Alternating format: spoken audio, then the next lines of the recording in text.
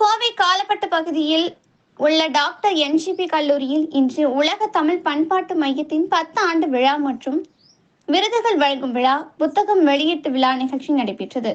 கோவை காலப்பட்டி பகுதியில் உள்ள doctor NGP கலை மற்றும் அறிவியல் கல்லூரியில் இன்று உலக தமிழ் பண்பாட்டு மையத்தின் 10 ஆண்டு விழா, நூல் வெளியீட்டு விழா மற்றும் சிறந்த எழுத்தாளர்களுக்கு விருதுகள் வழங்கும் விழா என முப்பெரும் விழா நிகழ்ச்சியாக நடைபெற்றது.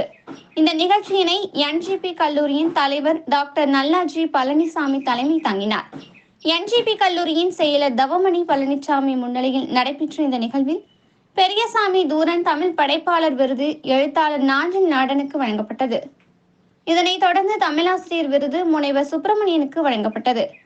டாக்டர் நல்லாஜி பழனிசாமி பிறத்துறை தமிழ் தொண்டர் விருது முனைவர் வெங்கடாசலபதிக்கு வழங்கப்பட்டது. இவர்களுக்கு தமிழக அரசின் தமிழ் வளர்ச்சித்துறை இயக்குனர் அவ்வை அருள் வழங்கினார். இதனைத் தொடர்ந்து ஆங்கில கவிதை மொழியாக்க கவிதை நூலான முனைவர் மருதநாயகத்தின் சிற்பியின் பாரதி கைது எண் 253 என்ற நூல் வெளியீட்டு விழா நிகழ்ச்சி நடைபெற்றது. இந்த நிகழ்வில் பிரபல எழுத்தாளர் ராமகிருஷ்ணன், உலக தமிழ் பண்பாட்டு மையம் சார்பாக சிற்பி பாலசுப்ரமணியம், என்ஜிபி கல்லூரியின் அறங்காவலர் மருதநாயகம், உலக தமிழ் பண்பாட்டு மையம் சார்பாக முனைவர் முத்துசாமி மற்றும் கல்லூரியின் பேராசிரியர்கள், மாணவ மாணவியர்கள் என பலரும் கலந்து கொண்டனர் என்பது குறிப்பிடத்தக்கது.